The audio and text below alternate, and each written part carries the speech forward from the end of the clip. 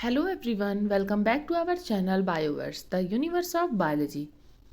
आज के इस लेक्चर में हमें समझना है कि एंजाइम इनहिबिशन क्या होता है, एंजाइम इनहिबिशन के जो रिएक्शन होते हैं वो कैसे प्रोसीड करते हैं, एंजाइम इनहिबिशन कितने टाइप का होता है और उन टाइप्स में किस किस तरह से जो है चीज़ों पर इफेक्ट पड़ता है, और फिर अगेन उसमें कैसे प्लॉट्स जो हैं आपके बनते हैं।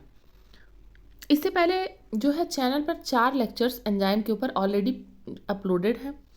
आप पहले प्लेलिस्ट में जाकर उन चारों लेक्चर्स को जो है देखिए और समझ लीजिए। उसके बाद ये एंजाइम इनहिबिशन आपको और अच्छे से समझ में आएगा। अगर हम आपको हमारी वीडियोस अच्छी लगती हैं तो प्लीज़ चैनल को सपोर्ट करिए और हमारे वीडियोस को अपने दोस्तों से शेयर भी करिए, ठीक है। तो अब स्टार्ट करते हैं एंजाइम इनहिबिशन काइनेटिक्स। इनहिबिशन मतलब क्या होता है? Inhibition is stopping the enzyme activity by binding other inhibitors in place of substrate, ठीक है। हमें पता है कि सबस्ट्रेट और एंजाइम जब बाइंड करते हैं तो रिएक्शन प्रोसीड करता है, लेकिन एंजाइम में अगर आप सबस्ट्रेट की जगह इनहिबिटर को बाइंड करवा देंगे तो क्या होगा? रिएक्शन रुक जाएगा। तो यही है basic concept of inhibition. Inhibition of enzyme activity में बी इरिवर्सिबल और रिवर्सिबल। अब आप यहाँ पे इनहिबिशन तो करवा रहे हैं, लेकिन दो तरीके का करवा सकते हैं, जैसे इरिवर्सिबल करा सकते हैं और reversible. The antibiotic penicillin acts as an irreversible inhibitor of the enzyme glycopeptide transpeptidase, also known as glycoprotein peptidase, ठीक है। तो यहाँ पे इरिवर्सिबल का एग्जाम्पल दिया है कि जो ये पेंसिलिन है ये क्या है? इनहिबिटर है, ठीक है। और किस एंजाइम के लिए? इस एंजाइम के लिए ये इनहिबिटर है, और वो भी इरिवर्सिबल इनहिबिटर है। अब देखते हैं इरिवर्सिबल और रिवर्सिबल में क्या डिफरेंस है। तो देखिए, an enzyme that acts to cross link the peptidoglycan chains during the synthesis of bacterial cell wall, penicillin covalently bonds with an essential serine residue in the active site of enzyme. ये बता रहा है कि penicillin जो है कैसे जो है इरिवर्सिबल इनहिबिटर का काम करता है। तो ये क्या करता है? जाके एक सेरीन रेसिड्यू को जो है अटैचमेंट यहाँ पे कर लेता है और इरिवर्सिबली ज्वाइन हो जाता है, क्योंकि बॉन्ड यहाँ पे कोवेलेंट है, ठीक। कोवेलेंट बॉन्ड हमें पता है सबसे स्ट्रॉन्गेस्ट बॉन्ड होता है। Aspirin binds covalently with enzyme cyclooxygenase reducing the synthesis of prostaglandin. तो ये दोनों एग्जाम्पल हैं कि पेंसिलिन जो है पेप्टाइडेज के लिए यहाँ पे वो बन रहा है इनहिबिटर, और एस्पिरिन जो है साइक्लोऑक्सीजनेज के लिए, ठीक है। अब थोड़ा सा देखते हैं कि रिवर्सिबल और इरिवर्सिबल के क्या फीचर्स होते हैं। सबसे पहले इरिवर्सिबल इनहिबिटर देखते हैं। तो इरिवर्सिबल इनहिबिटर या फिर इनको सुसाइड इनहिबिटर भी कहते हैं। इसका मैकेनिज्म जो होता है कैसे बेस्ड होता है? इरिवर्सिबल इनहिबिटर के मैकेनिज्म पे बेस होता है, ठीक है।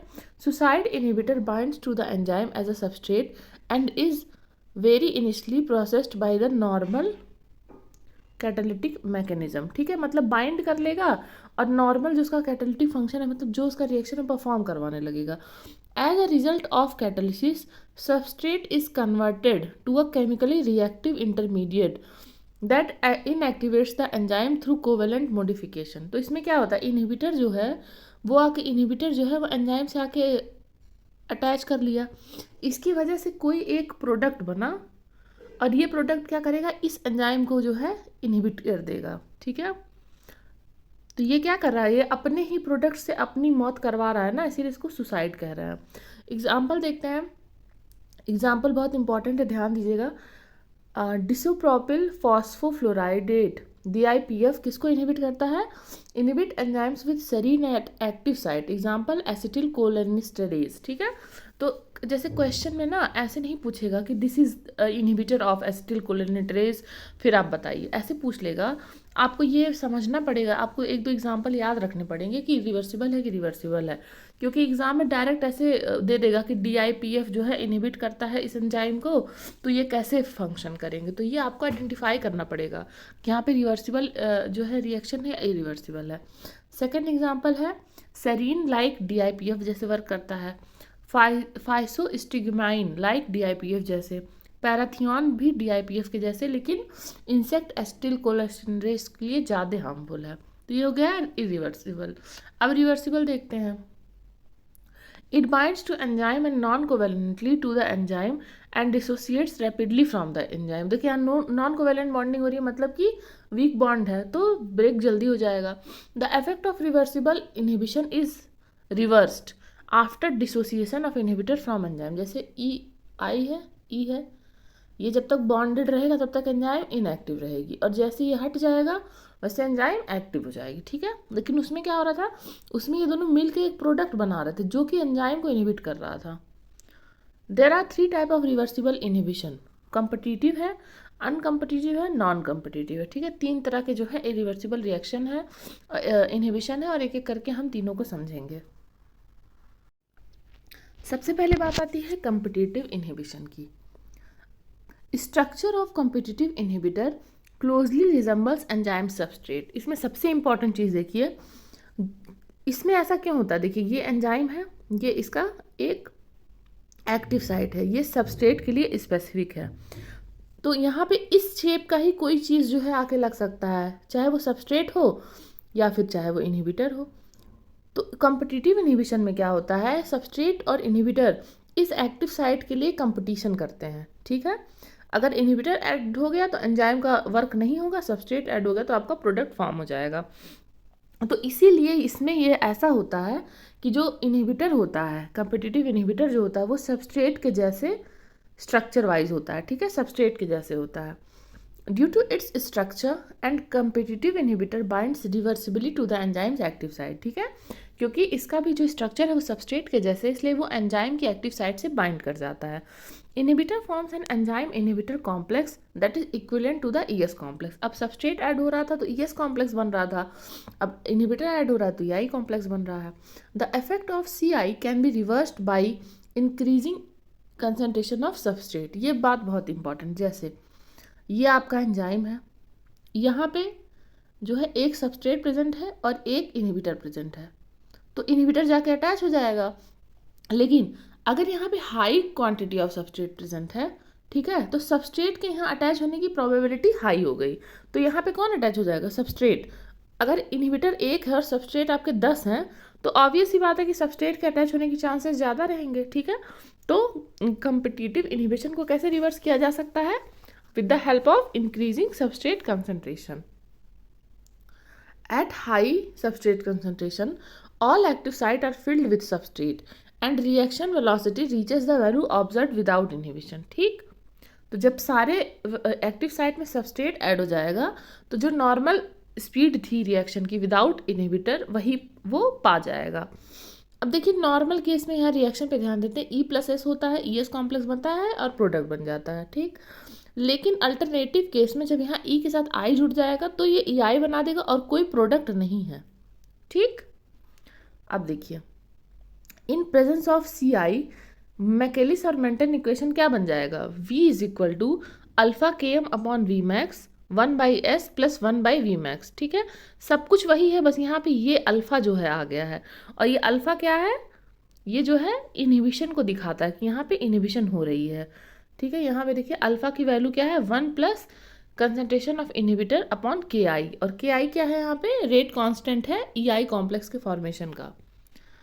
तो ये आपका जो है ये इक्वेशन बन जाएगा, V is equal to V max S upon alpha K M plus S. ये जो है डबल रेसिप्रोकल वाला है और ये है नॉर्मल. अब देखिए ये इंपॉर्टेंट चीज़ है, ये हमेशा पूछता है. कॉम्पिटिटिव इनहिबिशन में वी मैक्स हमेशा सेम रहेगा. ठीक, के एम इंक्रीज होगा. ठीक है, और इनहिबिटर क्या करता है, does not affect the turnover number of the enzyme. मतलब ये एंजाइम के टर्नओवर नंबर को नहीं अफेक्ट कर रहा है, इसमें बस के एम जो है बढ़ेगा और वी मैक्स जो है सेम रहेगा. तो ये इतनी कैरेक्टरिस्टिक हो गई कॉम्पिटिटिव इनहिबिशन की. एग्जाम्पल्स देख लेते हैं. ये एग्जाम्पल जो है बहुत ही पॉपुलर एग्जाम्पल है. Clinical treatment of methanol poisoning. Methanol in the body is converted to harmful formaldehyde. ठीक है, by alcohol dehydrogenase. A high dose of ethanol is used to elevate the effect of methanol because ethanol competitively binds with the active site of alcohol dehydrogenase. तो इसमें क्या होता है, जैसे मान लीजिए मेथनॉल किसी ने कंज्यूम कर लिया, ठीक है, तो मेथनॉल अगर कंज्यूम कर लिया तो वो फॉर्मल्डिहाइड जो है वो कन्वर्ट हो जाता है फॉर्मल्डिहाइड में, और किस एंजाइम के द्वारा कन्वर्ट होता है, अल्कोहल डिहाइड्रोजनेस के द्वारा. ठीक है, तो अगर आपको फॉर्मल्डिहाइड से कन्वर्ट, फॉर्मल्डिहाइड हमारे लिए हार्मफुल है, तो अगर आपको इस रिएक्शन को या इस इफेक्ट को मेथनॉल के रोकना है तो आप क्या करेंगे, जो अल्कोहल डिहाइड्रोजनेज है इसको किससे इनहिबिट करेंगे, हाई अमाउंट ऑफ इथेनॉल, क्योंकि इथेनॉल जो है वो कंपिटिटिवली बाइंड कर लेता है और अल्कोहल डिहाइड्रोजनेज को जो है फॉर्मल्डिहाइड बनाने से रोकता है, क्योंकि इसका सबस्ट्रेट तो मेथनॉल था, फॉर्मल्डिहाइड प्रोडक्ट चाहिए तो अगर तो मेथनॉल का जो है एडिशन करवाना पड़ेगा, लेकिन जब आप इथेनॉल करवा देंगे तो फॉर्मल्डिहाइड नहीं फॉर्म होगा। तो यहाँ पे देखिए बेनिफिट है ना। और सेकेंड है देखिए, methotrexate is a potent competitive inhibitor of the enzyme dihydrofolate reductase. ठीक है, ऐसे ही ये भी किसका है, डाईहाइड्रोफोलेट रिडक्टेज का, which plays a role in the biosynthesis of purine and pyrimidine। ठीक, एक और बहुत अच्छा एग्जाम्पल है जो कि है आपका जो आपका इलेक्ट्रॉन ट्रांसपोर्ट चेन होती है, ठीक है, उसमें बहुत सारे कॉम्प्लेक्सेस होते हैं, ठीक है, तो उसमें भी एक आपका साइनाइड जो है वो कम्पिटिटिव इनहिबिटर है। ये देखिए ग्राफ, देखिए पहले आप ग्राफ देखिए, ये नॉर्मल कंडीशन है, ये देखिए ये है आपका ग्राफ, प्लॉट कर रहे हैं हम लोग, जो नॉर्मल कंडीशन है वो इससे शो हो रहा है लाइन से। ठीक है, तो यहाँ पे सपोज करिए इस KM पे वी मैक्स अटेन हो रहा है। अब जब आपका क्या नाम है इनहिबिटर आ गया, तो इनहिबिटर की वजह से क्या हो रहा है, ये देखिए शिफ्ट हो जा रहा है, शिफ्ट हो जा रहा है ना। तो वी मैक्स देखिए दोनों का सेम है, लेकिन KM में यहाँ पे इंक्रीज हो गया, ये देखिए अल्फा KM हो गया, और ये KM में देखिए यहाँ पे वैल्यू कम थी, लेकिन जब यहाँ पे इनहिबिटर लग गया तो हाई अमाउंट ऑफ KM लगा वी मैक्स अटेन करने के लिए। वी मैक्स तो अटेन हो गया, लेकिन KM ज़्यादा लगा, मतलब सबस्ट्रेट कंसंट्रेशन ज़्यादा लगी। यही बात तो हमने देखी थी कि अगर इनहिबिटर है लेकिन सबस्ट्रेट कंसंट्रेशन हाई कर दोगे तो वी मैक्स अटेन हो जाएगा। तो यही यहाँ पे हो रहा है। अब ये देखिए लाइन वीवर बर्क प्लॉट में देखिए इसमें देखिए ध्यान दीजिए, जो नॉर्मल प्लॉट होता है, ठीक है, उसमें जो है मान लीजिए आपकी नॉर्मल लाइन ये है और एक लाइन ये है, ठीक है, तो जैसे ये जो लाइन है ये इसका शिफ्ट किधर है, एक्स एक्सिस की तरफ शिफ्ट है ना, इसका शिफ्ट जो है एक्स एक्सिस की तरफ है, मतलब कि एक्स एक्सिस इंक्रीज हो रहा है, ठीक है ना। और अगर इसका शिफ्ट वाई एक्सिस की तरफ होता तो वाई एक्सिस इंक्रीज हो रहा होता। ये नॉर्मल कंडीशन की बात कर रहे हैं। देखिए यहाँ पे इधर शिफ्ट है, मतलब एक्स एक्सिस की तरफ शिफ्ट है तो एक्स एक्सिस इंक्रीज हो रहा है। और अगर जो है वर्टिकल वाले कंडीशन में अगर आप देखना चाहते हैं तो देखिए वर्टिकल कंडीशन में देखिए, वर्टिकल कंडीशन में ये देखिए, वर्टिकल कंडीशन में तो आपको तुरंत पता चल जाएगा, जैसे यहाँ पे है और यहाँ रहेगा, इधर शिफ्ट रहेगा। अगर इधर शिफ्ट है तो वाई एक्सिस इंक्रीज हो रहा है, और अगर इधर शिफ्ट है तो एक्स एक्सिस इंक्रीज हो रहा है। लेकिन देखिए सेकंड केस में देखिए, जब आपका रेसिप्रोकल प्लॉट चलेगा तो ध्यान दीजिए, तो देखिए शिफ्ट किधर हो रहा है, वाई एक्सिस की तरफ हो रहा है, मतलब एक्स एक्सिस से अपोजिट में हो रहा है। तो यहाँ पे 1/s है ना, तो रेसिप्रोकल में अगर कोई चीज़ घटेगी तो नॉर्मल में क्या हो जाएगी, बढ़ेगी। ठीक है, तो जब लाइन वीवर बर्क प्लॉट आप ऑब्जर्व करिए तो देखिए कि एक्स एक्सिस से उधर जानी चाहिए इंक्रीज होने के लिए, अपोजिट साइड में। देखिए यहाँ जा रही है ना शिफ्ट, देखिए एक्स एक्सिस से अपोजिट साइड में है, तो ये मतलब KM इंक्रीज कर, तो एक्स एक्सिस की जो वैल्यू है वो इंक्रीज कर रही है, और यहाँ पे इसी साइड है तभी भी यहाँ पे वैल्यू इंक्रीज कर रही है। तो ये जो है रेसिप्रोकल प्लॉट में नॉर्मल प्लॉट में ये डिफरेंस है, तो आप ध्यान से समझ लीजिएगा, इसको आगे बहुत काम करेगा आपको। अब ये देखिए यहाँ पे मेन लाइन है विदाउट इनहिबिटर, ठीक है, यहाँ पे मेन लाइन है, और जब इनहिबिटर लग गया तो ये देखिए यहाँ पे दूसरी लाइन आ गई, तो यहाँ पे शिफ्ट जो हुआ इधर हुआ, वी मैक्स दोनों का सेम है और 1/s में इंक्रीमेंट हो रही है। ठीक है, ये देखिए पहले नेगेटिव में यहाँ पे था, अब ये देखिए लेस नेगेटिव हो गया ना, 1/km जो है आपका ये लेस नेगेटिव है ना, तो लेस नेगेटिव मतलब इंक्रीज हो गया, तो ये आपका कम्पिटिटिव इनहिबिशन हो गया। अब देखते हैं नॉन कम्पिटिटिव इनहिबिशन क्या होता है। In this the inhibitor binds to the enzyme at a site other than the active site. ठीक है, तो इसमें एक्टिव साइट जो है अलग बनी हुई है और इनहिबिटर के लिए एक अलग साइट बनी हुई है, तो सबस्ट्रेट आके यहाँ बाइंड कर लेगा, इनहिबिटर आके यहाँ बाइंड कर लेगा। ठीक, binding alters the enzymes 3D configuration and block the reaction. अब देखिए यहाँ पे बोल रहा है कि अगर जो है इनहिबिटर बाइंड कर लिया एंजाइम से तो वो सबस्ट्रेट को बाइंड नहीं करने देगा। ठीक है, क्लियर, लेकिन इसलिए नहीं क्योंकि एक्टिव साइट सेम है, बल्कि वो जब एंजाइम से बाइंड कर लेगा तो उसके 3D स्ट्रक्चर में चेंज कर देगा और उसके जो सबस्ट्रेट वाली एक्टिव साइट है उसको मॉडिफाई कर देगा। अब यहाँ पे दो तरह के होते हैं, एक होता है प्योर नॉन कम्पिटिटिव, एक होता है मिक्स्ड नॉन कम्पिटिटिव। तो प्योर नॉन कम्पिटिटिव में क्या होता है, substrate and inhibitor bind at different sites on enzyme and binding of inhibitor does not affect binding of substrate. यहाँ पे बोल रहा है कि अगर इनहिबिटर भी बाइंड हो गया तो कोई बात नहीं, सबस्ट्रेट भी बाइंड होगा, इनहिबिटर भी बाइंड होगा।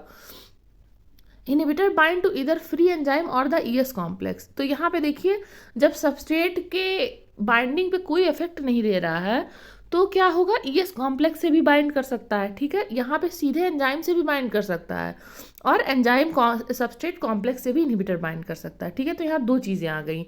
Hence inhibition is not reversed by increasing the concentration of substrate, क्योंकि जो है सबस्ट्रेट कंसंट्रेशन का या इनहिबिटर कंसंट्रेशन का एक दूसरे पे कोई इफेक्ट नहीं पड़ रहा है, इसलिए इसको आप रिवर्स नहीं कर सकते हैं हाई सबस्ट्रेट कंसंट्रेशन से, जैसे कि कम्पिटिटिव में आप कर रहे थे। तो देखिए, जब ईएस कॉम्प्लेक्स से बाइंड करेगा, ठीक है, आई, तो ये ESI नाम का चीज़ मॉलिक्यूल मतलब कॉम्प्लेक्स बना लेगा, और जब ES से करेगा तो EI नाम का, ठीक है। जब ES कॉम्प्लेक्स से बाइंड करेगा तो हम उसके रेट कांस्टेंट को K-I बोलेंगे, ये बात याद रखिएगा। और जब सिर्फ एंजाइम से बाइंड करेगा तो KI बोलेंगे, जैसे नॉर्मल उसमें बोल रहे थे कम्पिटिटिव वाले में। तो ये दोनों की वैल्यूज़ हैं, KI की और K-I की। Concentration of enzyme, concentration of inhibitor upon concentration of EI complex, और KI- के लिए है concentration of ES complex, concentration of inhibitor upon concentration of enzyme substrate and inhibitor complex, ठीक है। अब देखिए, pure non competitive inhibition occurs if KI is equal to KI-। अगर KI और KI- बराबर है तो जो है प्योर नॉन कम्पिटिटिव इनहिबिशन अकर करेगा, जो कि होगा Vmax डिक्रीज करवाएगा और Km जो है कांस्टेंट रहेगा।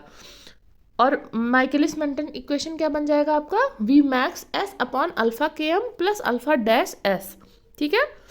और अल्फा डैश, और क्योंकि अल्फा डैश और अल्फा तो सेम हो गए, क्योंकि KI और KI- को हमने सेम कर दिया प्योर नॉन कम्पिटिटिव में, तो प्योर नॉन कम्पिटिटिव का फॉर्म जो फाइनल फार्मूला होगा वो हो जाएगा V is equal to Vmax S upon alpha Km plus alpha S, ठीक है। और इसका डबल रेसिप्रोकल ये बन जाएगा। तो इसका ग्राफ देखने कैसा होता है, ग्राफ देखिए, ध्यान दीजिएगा। हमें क्या बताया गया कि Vmax जो है वो बढ़ रहा है, Vmax जो है Vmax जो है वो घट रहा है और Km जो है कांस्टेंट है। तो यहाँ ऑब्जर्व करना सीखिए। देखिए, जो ये लाइन थी ये यहाँ पे थी, ठीक है, लाइन यहाँ पे थी। अब ध्यान देते हैं, अब ये लाइन जो है शिफ्ट किधर हो गई है, शिफ्ट हो गई है एक्स एक्सिस की तरफ। ये देखिए, दोनों वैल्यूज अलग अलग हो गई ना, तो ये नीचे की तरफ हुआ है, तो इसका मतलब वाई एक्सिस घट गया।